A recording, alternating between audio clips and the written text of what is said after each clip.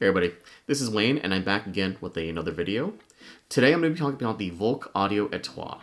So you can probably pronounce it however you like. I don't think there's really any preference if you want to go with the silent L or not. I'm going to go with a more French sounding pronunciation because je ne parle pas le français.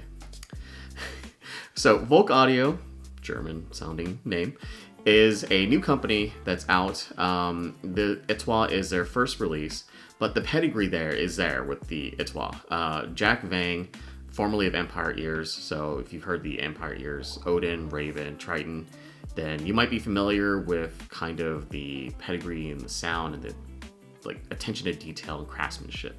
And the Étoile is no slouch at all. It is right up there in the flagship game, and it is a phenomenal IEM.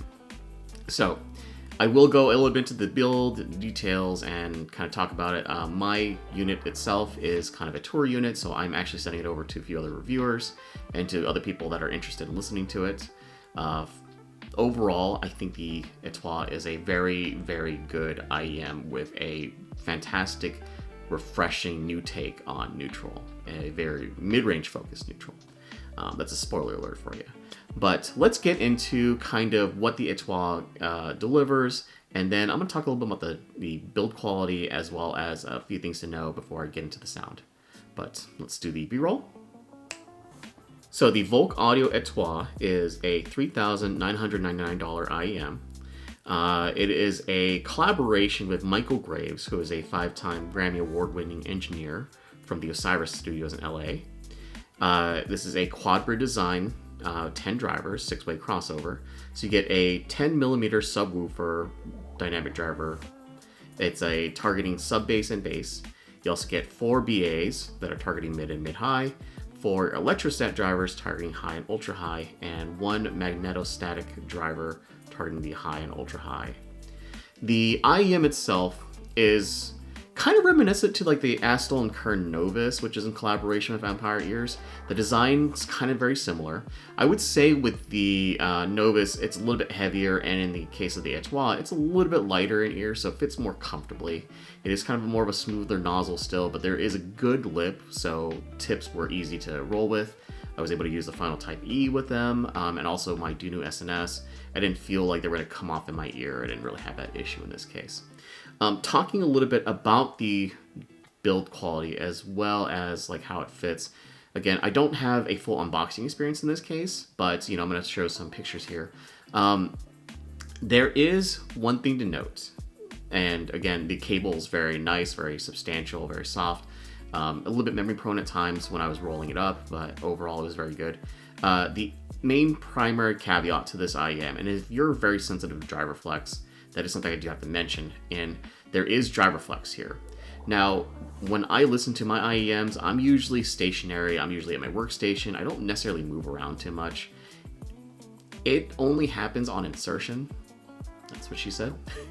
I never really had that issue when I was, just listening to music, but I have been told from other people that have listened to the Étoile, or, that have been demoing it, that there is some when they move around, when they walk, when they kind of move around a lot or move their head a lot. It happens. It is something to be kind of cognizant of, because it is something that's there. But I don't necessarily find it as distracting as a lot of other IEMs that have had driver flex, like the other Empire Ears. In this case, it is on insertion and not necessarily when I'm just moving, just a little bit to the music or anything like that. So if you are sensitive to driver flex, this is something that does have it. That is kind of the caveat to it, but otherwise I feel like the build quality is fantastic. And, I was talking to somebody, Alvin from our Discord, who, has gone ahead and purchased a unit in spite of the driver flex being distracting, or in spite of rather kind of being a little bit annoyed by the driver flex. He still went out and purchased it because of just how good the IEM sounds. So, let's get into the music. Let's get into the sound. So, how does the Étoile sound? I don't really like to do this very often, but I'm gonna share a graph from Osiris Audio that have graphed the Volk Audio Étoile. And I'm going to go ahead and say this. This is a very fantastic, neutrally tuned IEM. And what I mean by that is that the Étoile, it has a good amount of sub bass. It doesn't have very much mid bass, but it allows a good blend to be punchy enough, and it doesn't necessarily affect the lower mids or the mids with any quote-unquote perceived, mid bass bleed. Overall, the bass is very, deep sounding. The notes and the detail are excellent there. The mid-range is where I feel like the special sauce of the Étoile is. It is a very mid-forward IEM, and it is almost, it's very intimate sounding with how the vocals are pushed forward, but at the same time, it's not like it's shouty, it's not like it's harsh, it sounds very natural. It just sounds like a near-field speaker or near-field monitor, like it's right in front of you, and you're hearing it very close to you. That being said, that doesn't mean that soundstage is intimate as well. And what it creates is a very interesting, almost engulfing, you're trying to mix music type of sound signature, where the mid-range is pushed forward, so you hear all the clarity and the details. The male vocals and female vocals all sound excellent and very natural sounding. Everything just sounds so detailed in the mid-range, and then you get a very good soundstage around it. I would say it's not the most overly resolving, but it's spacious enough that it's a unique listen, where the mid-range is right in front of you, and then you get a very good enveloping soundstage. The details and technicalities are excellent. I think the layering, the instrument separation, stands out here. And I think that's a reason why I really enjoy the Étoile, even though I'm a bass head by definition. The Duality is one of my favorite sets of all time. That's still on my list of something I'm going to own. But the Étoile is that really nice palette cleanser that I want to, just have something nice and neutral, something that really allows me to enjoy classical music or enjoy instrumental music. At the same time, it's not like it's anemic in bass. It's not like it's anemic for other genres. It does those genres very well, but it does handle everything else very, very well as well. I've been saying well too much. But, what Jack has done and Michael Grace have done is create a very nice, different take on neutral, where sometimes the neutral is oh, this is a very linear graph and we're going for a neutral sub bass with a very low tuned mid-range that kind of allows the air for, the treble extension to pick up.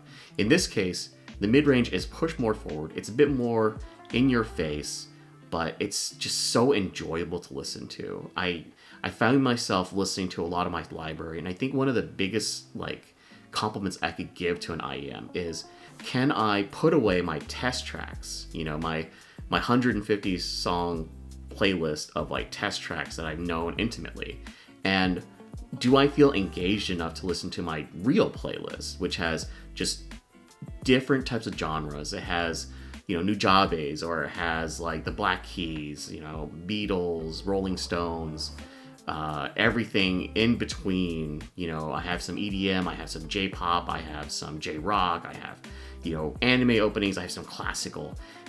Do I feel compelled enough to switch over to that playlist and listen to my music off of a different IEM or a different type of tuning? And in this case, I felt like the Étoile really excelled in a lot of those genres. It was something special about it. And where a lot of IEMs are kind of going for that neutral or trying to go for that, we're going to follow this graph to a T, the Étoile doesn't follow that graph, and it sounds amazing. It's linear. There's no real peaks that are noticeable when you're listening to it. And overall, I think it's an excellent IEM. The sound is different, and I think it's a breath of fresh air where everybody's trying to follow the same graph. And in this case, they tuned it for people to listen to and enjoy their music in a different, refreshing way. So comparisons. The Étoile compares very favorably to other IEMs in its price bracket and above. I would say it doesn't resolve as high as a Storm, of course. The Storm is a resolving king. The resolution there is just phenomenal.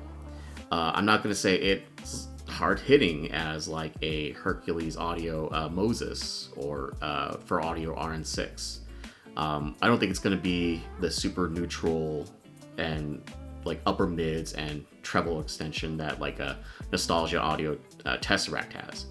But if you're looking for something that has a good amount of mid-range emphasis, that's forward, that's very detailed, articulate, good sub bass, great treble extension to sound airier than it really graphs. Like in this case, the graph is really doing a disservice because it does not sound shouty, does not sound like it's missing anything. It sounds perfectly kind of linear, neutral, balanced. And I think it does a very good job of presenting that in a different way that the marketplace doesn't really have very often of. The mid-range is just so phenomenally done. The detail and layering there is excellent, and I think it does something special in the marketplace.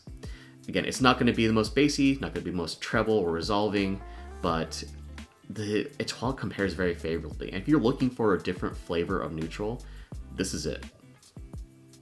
So other things to note, the Étoile does drive pretty easily. So I was able to run it off of everything. I ran off my JDS Element 4 without going too high. I've been using the Meepo A100, which is actually a very good DAC amp. I highly recommend this. I'll be dropping a video about this pretty soon. I've been using my DX340, and that works really well as well.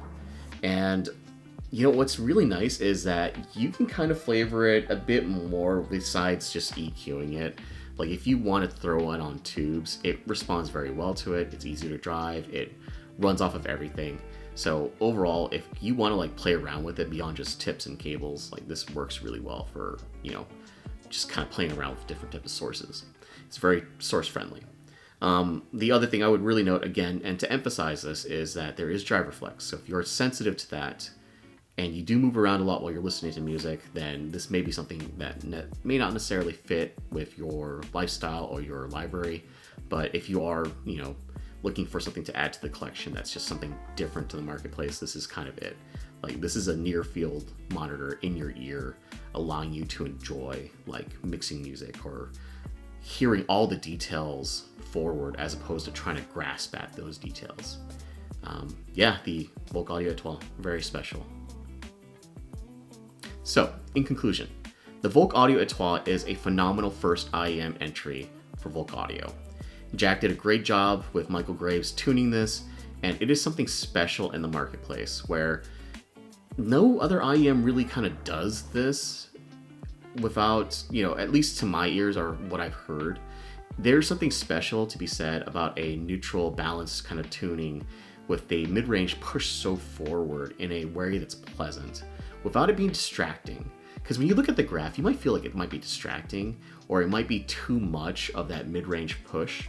But overall, it sounds excellent. There's nothing distracting about it. It's pleasant, but the overall attention to detail and clarity that's presented in the IEMs are just top-notch. So overall, it's a refreshing new take on neutral, and I highly recommend giving it a demo. It is a, you know, top-of-line priced IEM, so I would not say it's going to be something you want to blind buy without being cognizant about what you're getting into. But if you are in the marketplace for a IEM with very good neutral tuning that's mid-range forward and mid-range focused, then this is it. Overall, I would give it a 4.5 out of 5. And it's not just me hyping it because, oh, I had a chance to listen to it and I really like Jack. Overall, it is a very good IEM. It does some things that's great to a collection. And I would not say this is a 1A IEM.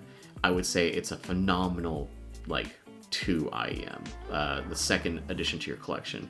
And a great palette cleanser and a great way to listen to music or listen to, movies or something like that if you want to really enjoy a overall near field monitor kind of listen. But yeah, I'm Make It Wayne, and thanks so much for watching. Till next time.